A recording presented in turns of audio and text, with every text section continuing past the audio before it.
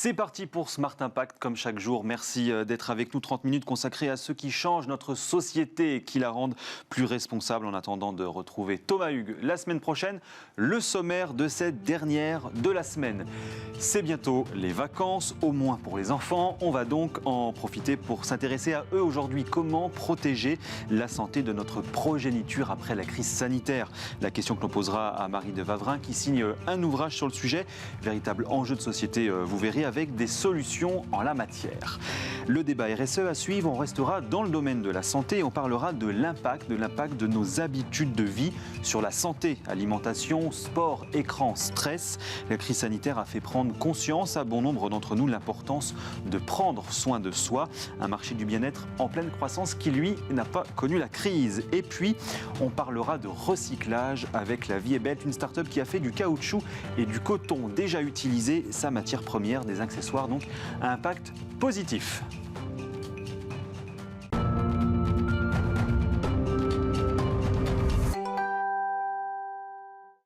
Bonjour Marie de Wavrin. Bonjour. Merci d'être avec nous aujourd'hui. Et j'allais presque dire, alors déjà on peut le préciser, c'est votre première télé. Oui, tout à fait. Donc, premier livre. Et premier livre aussi, et on en parle dans un instant. Et j'allais dire, il faut quand même qu'on commence par vous présenter, et c'est un peu compliqué finalement de vous définir parce que vous avez plein d'activités, beaucoup de casquettes. Alors vous allez faire un petit peu mon job justement, si vous deviez vous présenter, qu'est-ce que vous diriez vous? Alors je dirais qu'il y a un fil conducteur, c'est l'engagement autour de la transition agricole et alimentaire, de l'impact des habitudes de vie sur la santé. Je travaille depuis plusieurs années avec des fondations qui travaillent beaucoup sur sensibiliser un large public aux enjeux de l'alimentation santé, de l'alimentation durable. J'ai aussi une casquette d'investisseur dans des projets à impact sur la transition alimentaire et maintenant une casquette d'auteur pour essayer d'aller plus loin et de sensibiliser un large public autour de ces enjeux. Et une casquette de maman de... Et une casquette de maman de 4 enfants. De 4 enfants, ouais. Donc engagée depuis de nombreuses années pour la transition alimentaire, vous l'avez dit, de fondation d'entrepreneurs en France, mais aussi d'ailleurs à l'étranger. Est-ce que ça veut dire justement que sur ces sujets-là, véritablement, il est en train de se passer quelque chose ? Je pense effectivement qu'on prend de plus en plus conscience que nos habitudes de vie ont un impact sur notre santé. C'est Pasteur qui disait le microbe n'est rien, le terrain est tout. Et donc on voit bien que nos habitudes de vie, elles peuvent agir effectivement en changeant notre terrain et en nous rendant plus ou moins vulnérables au virus et en rendant notre immunité plus ou moins forte. Et on l'a vu encore avec les mois qui viennent de s'écouler. Donc des sujets à fort impact sociétal, évidemment, on va reparler. Et donc vous signez avec le docteur Edwige Antier votre premier livre, donc c'est sorti le 1er juillet, Mon enfant en pleine santé, comment booster l'immunité de mes enfants après la crise sanitaire. Pourquoi c'est un sujet qui aujourd'hui, là, maintenant, est important ? Alors c'est vrai que depuis une vingtaine d'années, il y a beaucoup de recherches scientifiques sur ce qu'on appelle l'épigénétique. L'épigénétique, c'est au-dessus de la génétique. On a un capital génétique immuable dont on hérite de ses parents. Et au-dessus de la génétique, il y a donc nos habitudes de vie qui vont interpréter et moduler l'expression de nos gènes en les allumant et ou en les éteignant. Donc en fait, on est vraiment responsable de son capital santé et on doit effectivement agir. Et ça, c'est vrai qu'on s'en rend de plus en plus compte et les études scientifiques le montrent. Donc je pense qu'il est temps d'éveiller les consciences et que chacun effectivement puisse être éclairé sur le sujet. Et donc la base du livre, vous dites tout part d'une certaine manière sur les 1000 premiers jours de la vie, donc de la conception jusqu'à environ 2 ans. Racontez-nous pourquoi ça c'est important. Pourquoi tout se joue à ce moment-là en fait, c'est ça que vous dites? Alors tout ne se joue pas à ce moment-là parce que justement les découvertes sur l'épigénétique nous montrent que rien n'est jamais acquis et qu'on peut agir à tout moment. Mais effectivement, les 1000 premiers jours de vie, il y a de plus en plus de recherches sur ces 1000 premiers jours qui sont effectivement la période de grossesse et les 2 premières années de l'enfant, où on est particulièrement sensible aux mécanismes épigénétiques, donc particulièrement sensible à l'environnement, aux interactions, à l'alimentation, à la gestion du stress. Et donc, il faut être particulièrement vigilant pendant cette période. Mais encore une fois, rien n'est acquis et on peut à tout moment agir sur la santé de son enfant et sur sa santé à soi. Alors rien n'est acquis, il n'y a pas de fatalité, hein, c'est ce que vous dites finalement dans le livre, tout est une question d'optimisation. Pourquoi, donc c'est finalement tout le propos de l'épigénétique, pourquoi c'est important finalement de commencer à regarder ces sujets maintenant, parce qu'on ne le faisait pas il y a quelques années finalement. Le terme épigénétique, on l'entend que très récemment finalement. Oui, c'est vrai que ça fait vraiment simplement une vingtaine d'années Oui. et ça reste assez méconnu. Alors, il y a quelques scientifiques qui l'ont rendu plus au goût du jour, comme par exemple Joël de Ronet, qui est un grand apôtre de ces sujets. Tout simplement parce que vraiment, on découvre que toutes nos habitudes de vie, elles vont agir effectivement comme... elles vont envoyer des signaux à notre corps. Notre corps est composé de milliards de cellules. Et finalement, les habitudes de vie vont envoyer des signaux. Ces signaux vont avoir des réactions chimiques dans notre corps. Et ces réactions chimiques vont ajouter des petites molécules sur notre ADN et sur lequel se trouvent nos gènes. Et donc, qui vont agir, ces petites molécules qu'on appelle des groupements méthyl, un peu comme des interrupteurs on-off sur nos gènes. Donc voilà, c'est qu'on a vraiment découvert précisément ce qui se passait dans nos cellules. Et ça se transmet de génération en génération ou pas du tout? Alors, c'est ça qu'effectivement qui est encore plus fascinant et qu'on a vraiment découvert, c'est que on peut effectivement transmettre des caractères acquis à sa descendance, même si, encore une fois, on peut agir à tout moment, mais on hérite en fait en quelque sorte d'un disque dur dans lequel il y a l'ensemble des modifications épigénétiques de nos ancêtres. Et on arrive il y a des expériences qui ont montré sur des personnes et sur des animaux, par exemple sur des vers, le ver élégance, qui se reproduisent très rapidement en laboratoire, et on a constaté des transmissions à 14 générations. Donc on voit que c'est vraiment c'est assez fort comme impact. Oui, effectivement. Alors, ce qui est intéressant dans le livre, c'est ce que vous dites. Alors, oui, il faut manger mieux, oui, il faut faire du sport, parce que tout ça influe évidemment sur notre capital génétique, mais la première des choses, et ça c'est assez incroyable, la première des choses, c'est de parler, de communiquer, d'interagir. Pourquoi vous dites ça ? Parce que en fait, toutes les interactions, la bienveillance, les interactions avec les autres... La bienveillance, ça se transmet par les gènes quelque part ? Non, ça ne se transmet pas, mais ça va activer positivement en fait les gènes. En fait, tout est une question de réaction chimique dans notre corps. Et c'est vrai que la bienveillance, les interactions avec les autres vont effectivement provoquer, actionner des gènes qui vont, par exemple, nous permettre de mieux réguler notre stress. Là, il y a beaucoup d'études fascinantes sur le sujet, qu'on voit effectivement des bébés juste après leur naissance, avec des mamans très maternantes, eh bien, on s'aperçoit que ça va leur permettre d'activer des gènes qui vont leur permettre de mieux réguler leurs hormones du stress. Et alors, on a l'impression justement que sur ces créations de solutions, les marchés, les innovateurs, les entreprises, elles sont passées à côté, enfin peut-être d'ailleurs de moins en moins, mais est-ce qu'aujourd'hui pour les parents qui voudraient agir sur ces sujets-là, on a aujourd'hui concrètement des solutions ? Au-delà de votre livre évidemment, mais est-ce que le marché est en train de s'emparer de création de solutions ? Le marché... Le marché finalement de ceux qui créent, qui innovent, qui vendent des produits, qui créent des services, des solutions. Est-ce qu'il y a déjà des choses qui existent en ce sens-là, si on veut agir dans cette direction ? Agir par exemple en faisant du sport, par exemple tout ce qui est par exemple les montres connectées, par exemple on peut dire que c'est effectivement des outils qui permettent effectivement de facilement savoir combien de pas on va faire, de créer des petites activités ludiques avec ses enfants pour compter le nombre de pas. Ça c'est effectivement le marché peut-être qui peut répondre à cette demande d'activité physique. On voit bien que le confinement a rendu les enfants de plus en plus sédentaires, donc agir pour essayer de bouger, ça je pense que c'est un vrai enjeu de santé publique. Sur l'alimentation, effectivement, créer, effectivement, de manger des produits sains le moins transformés possible. Ça, je pense que le marché peut essayer de répondre à ça.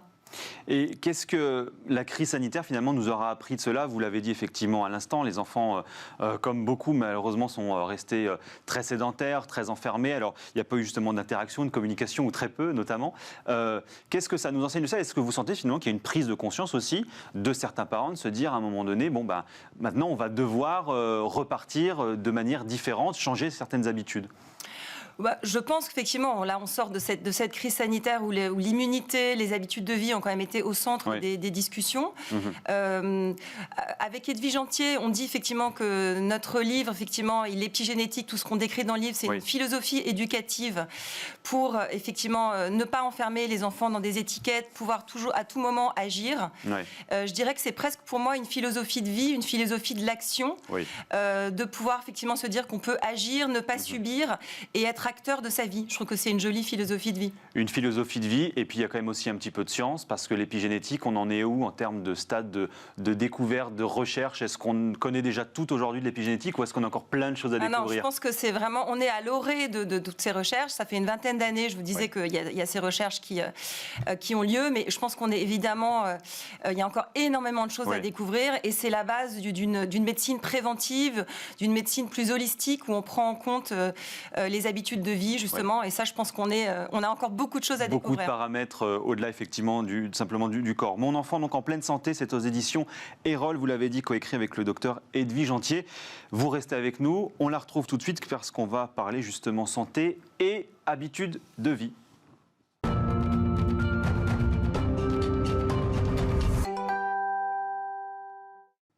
Alimentation, sport, écran, stress, la crise sanitaire a fait prendre conscience à bon nombre d'entre nous à l'importance de prendre soin de soi. Les innovateurs, les entreprises, les créateurs, la nouvelle technologie avaient déjà évidemment bien compris tout ça avant la crise, mais enfin, cette petite musique, à l'heure, nous dit-on, de la reprise, elle joue de plus en plus fort. Bonjour Edwige Antier. Oui, bonjour. Merci d'être avec nous. On a parlé de vous justement en première partie, puisque nous sommes toujours avec Marie de Wavrin de cette émission. Vous avez donc coécrit le livre Mon enfant en pleine santé aux éditions Erol. On vous connaît évidemment sur d'autres ondes et vous êtes toujours pédiatre, ne l'oublions pas, et l'une des voix très active et l'une des voix de l'éducation positive justement. Alors notre sujet du jour, il est un petit peu plus large puisqu'il y a, est-ce que vous sentez justement, peut-être d'ailleurs dans vos consultations de manière générale, qu'il y a une prise de conscience sur de nouvelles habitudes de vie? Est-ce que après la crise, nous dit-on, dont on est plus ou moins en train de sortir, est-ce que vous sentez finalement qu'on se dit oui, je vais manger mieux, je vais faire du sport, je vais faire attention aux gens autour de moi, notamment à mes enfants? Est-ce que vous sentez ça? Mais ça a presque été une révolution. Parce que tout d'un coup, je dirais, en exagérant, que les parents ont découvert leurs enfants. Parce que avec le travail à la maison, c'est pas faux, n'est-ce pas? Oui. Et surtout les papas d'ailleurs. Et avec le télétravail, tout d'un coup, tout le monde était à la maison et a vu vivre les enfants. Et les enfants ont vu vivre les parents. Oui. Alors, vous savez, j'ai vu, il y a eu des effets négatifs et des effets positifs. Bien sûr. Dans les effets positifs, j'ai vu des enfants faire des progrès de langage à 2 ans incroyables. Ça ne m'a pas étonnée. Parce que tout d'un coup, les parents étaient plus disponibles, ils pouvaient répondre. Marie parlait des interactions. Tout d'un coup, les parents, c'était pas vite, je pars, vite, je te dépose, vite, et j'ai 1 heure de transport à l'aller, 1 heure de transport au retour. Non, c'est je rentre, en fait, je ne suis pas partie, je vais juste chercher, je rentre, je perds pas de temps en préparatifs et tout. Oui. Et donc, je suis plus disponible. Oui. Et puis, ils ont partagé les devoirs d'école de leurs enfants. Grâce aux médias, à tous ces outils. Et donc, ce grand partage, ça a brassé beaucoup les notions d'éducation. Donc, il y a vraiment un avant et un après-Covid sur le sujet. Et plus largement, alors si on s'adresse aux parents, mais pas que, à ceux qui ne sont pas aussi parents, est-ce que vous êtes d'accord avec ça, Marie de Wavrin? Est-ce que vous sentez qu'il y a une prise de conscience sur, même à titre individuel, je dois prendre plus à cœur ma santé et mieux soin de moi? Oui, parce qu'effectivement, on a vu que les personnes les plus touchées par la Covid, c'est vraiment ceux qui avaient des maladies chroniques, malheureusement, et qu'effectivement, sur les maladies chroniques, les habitudes de vie ont un impact avéré. Donc, c'est vrai que je pense qu'il y a eu vraiment cette prise de conscience d'une meilleure alimentation. Dans notre livre, on parle beaucoup du microbiote intestinal. On sait qu'il y a 60 à 70% des cellules immunitaires qui sont dans notre microbiote intestinal, ces milliards de cellules qui peuplent notre intestin. Donc oui, je pense qu'il y a vraiment une prise de conscience, et tant mieux. Alors, on l'a dit, donc pour les raisons pour lesquelles ça a finalement changé, il y a cette prise de conscience, mais le premier sujet, finalement, et on l'a un petit peu dit tout à l'heure en interview, mais le premier sujet, et vous venez d'ailleurs nous le dire sans le vouloir, c'est communiquer. La parole, l'interaction, ça a été finalement ce qui a été le déclencheur de je vis bien ou pas, les confinements notamment. Ça va rester après, on va libérer un peu plus la parole dans nos cercles sociaux, familiaux, amicaux. C'est ça, et les conséquences se sont vues, n'est-ce pas, sur les rapports entre les parents et les enfants. Mais vous savez, il y a des papas, je vais vous parler concrètement, il y a des papas, là on vient de faire le congé de paternité d'1 mois formidable, en Suède c'est 6 mois, et vous savez que, par exemple, j'ai reçu des ingénieurs de chez Ericsson qui faisaient les 6 mois, le deuxième 6 mois de congé de mater-paternité, et qui m'ont expliqué que chez Ericsson, c'est très bien vu que le papa prenne son congé de paternité. Je le dis parce que beaucoup d'entreprises disent non, mais on ne va pas s'en sortir maintenant, c'est les papas qui vont s'absenter. Eh bien, ces pères, ils sont ingénieurs, ils sont payés 80% de leur salaire pendant 6 mois pour s'occuper de leur bout de chou. Eh bien, ils m'ont dit, vous allez leur refaire un coup pour un enfant 2e, 3e. Mais oui, parce que chez Ericsson, on considère que quand on revient comme salarié, on est plus humain. Quand on s'est occupé de son enfant, on est plus humain. Et je pense que là, les gens sortent de cette crise plus humains entre eux et avec leurs enfants. Mais c'est quand même une question aussi de culture, quelque part. Est-ce que la culture des entreprises en France, notamment, elle accepte cela, elle vit bien cela aujourd'hui ? Moi, j'ai eu des réactions négatives. Évidemment. Ah oui, avec des chefs d'entreprise qui m'ont dit non, mais comment on va s'en sortir ? Je pense qu'en Suède, ils s'en sortent très bien et que, au contraire, ça va humaniser l'entreprise et c'est très important. C'est une révolution. Marie de Wavrin, vous qui voyez quasiment au quotidien des entrepreneurs, des entreprises, est-ce que ce changement de culture, il est possible justement ? Je pense que c'est pas évident, effectivement, parce que c'est pas dans notre culture. Mais je pense que quand même, il y a les nouvelles générations s'emparent de ces sujets et on voit que les jeunes papas sont peut-être plus impliqués que nos propres pères. Et donc, je pense effectivement que ça va rentrer dans les mœurs. Bon alors, deuxième point qui est aussi évidemment important, et c'est même le point principal, c'est celui de l'alimentation, ce que nous mangeons notamment. Et puis, il y a ce fameux, vous l'avez dit tout à l'heure, microbiote intestinal. Pourquoi c'est important ? Parce qu'on en parle de plus en plus, il y a de plus en plus d'ouvrages sur le sujet notamment. Pourquoi c'est important de se pencher sur ces questions-là ? Et j'allais presque dire, à cette période-là, aujourd'hui, après la crise, après ce que nous avons vécu. Parce que justement, le microbiote intestinal est un formidable bouclier pour l'immunité et que ce microbiote intestinal, c'est toutes ces bactéries, je disais, qui peuplent notre intestin, il se nourrit de notre alimentation. Donc on a vraiment un pouvoir pour agir sur notre microbiote, mais de façon très simple, en mangeant tout simplement des aliments riches en fibres, des aliments peut-être moins transformés, des fruits, des légumes. Donc c'est à la portée de tout le monde. Et il y a une pour demande l'appliquer aux jeunes enfants, ce qui est très important et que nous montrons dans ce livre, c'est que le microbiote, il se fabrique essentiellement dans les 2 premières années de la vie et surtout grâce à l'allaitement maternel. Or, il est tout à fait possible d'allaiter et de travailler et d'être un employé très performant. Donc, je veux absolument bousculer ces idées. Je me suis beaucoup occupée de crèches pour des entreprises où on me disait, les mamans disaient j'arrête d'allaiter parce qu'il rentre en crèche. Je disais mais ça c'est double peine. Au contraire, il entre en crèche justement quand vous allez le retrouver le soir. Et du coup, elles me disent souvent ça me répare. Et ce microbiote, elles le construisent là.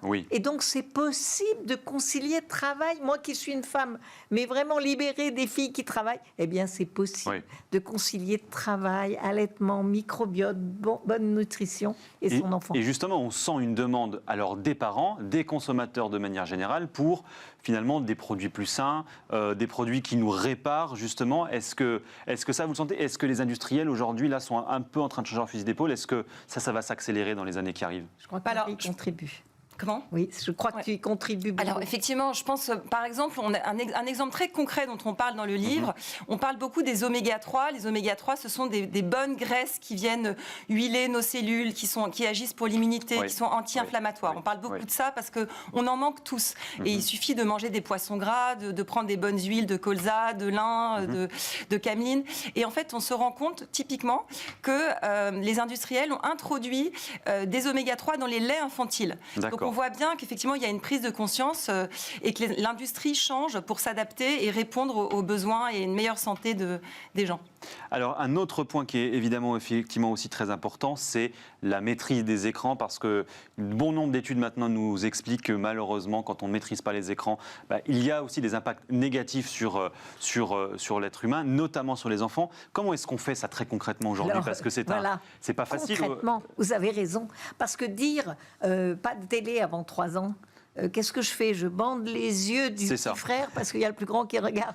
Donc souvent, on a des injonctions trop larges et qui ne sont pas pratiques. Moi, je vois en consultation, à 2 ans, l'enfant quand il s'impatiente parce que j'explique comment éduquer la Bien propreté, sûr. des choses complexes, il va fouiller dans le sac de sa mère et il veut le téléphone. Tout à fait. Ouais, c'est vrai qu'on dit dans notre livre qu'il y a plus de 40% des parents qui donnent à leur enfant de moins de 3 ans un portable en guise de doudou. Si un enfant pleure, on lui donne un téléphone portable. Donc ça, c'est vraiment des bonnes pratiques, ou des mauvaises pratiques plutôt. Des mauvaises pratiques, mais il faut justement instaurer des bonnes pratiques. Mais il faut être concret, comme vous dites. Évidemment. Il faut être concret. Et moi, je dis d'abord qu'il faut distinguer les écrans. Un écran, c'est la télévision. Ou c'est l'ordinateur avec l'enfant sur votre genou Évidemment. qui est en train de regarder une comptine que vous chantez avec lui. C'est un écran utile. Vos Bien sûr. écrans, ce sont des outils, tout dépend ce qu'on met dedans. Et ce qui est nocif, c'est la tablette ou le téléphone, parce que c'est solitaire Oui. et que vous perdez le contact. On a parlé de communiquer avec votre enfant. Tout à fait. Et puis, on commence même à avoir des symptômes neurologiques. Bien sûr. C'est dangereux. Il faut distinguer. Alors, de manière générale, puisque le temps file, c'est quoi aujourd'hui, sur tous ces sujets-là, et bien d'autres encore, finalement, le rôle de l'entreprise dans tout ça, le rôle du pouvoir public, ceux qui doivent normalement nous trouver des solutions. Comment est-ce que tout ça se met en place et comment est-ce que ça va évoluer? Oui, pour Alors, moi, juste- c'est d'abord le oui. télétravail. Oui. Parce que le télétravail permet de ne pas perdre son temps dans des transports. Donc déjà, c'est très Évidemment. utile. Et ça rapproche finalement les parents de l'enfant. Après, il faut donner aux parents les moyens de s'organiser pendant leur télétravail. Évidemment. Donc les aides pour avoir des places de crèche, les Tout à programmes d'aide à la parentalité. Moi, j'y participe aussi. Ma vie est vouée à ça. Marion de Wavrin, le mot Oui, de la femme, parce qu'il nous reste 20 secondes. Moi, je pense que les entreprises, effectivement, pendant le confinement, ont aussi beaucoup pris en main la santé de leurs salariés Oui. en mettant en place des programmes de qualité de vie au travail, des cours de coaching, de gym, de yoga, des gestions du stress, de sophrologie. Donc, j'ai vu beaucoup d'entreprises qui mettaient en place des programmes pour leurs salariés. Bon, eh ben, écoutez, on va essayer de suivre ça avec Merci beaucoup. beaucoup d'intérêt. Et surtout, là, c'est parti pour 2 mois de vacances. Donc, on espère que les parents qui nous regardent auront eu quelques idées, quelques prises de conscience. Merci beaucoup à vous deux d'être venus nous Merci voir beaucoup. aujourd'hui sur Bismart. Smart Ideas avec BNP Paribas. Découvrez des entreprises à impact positif.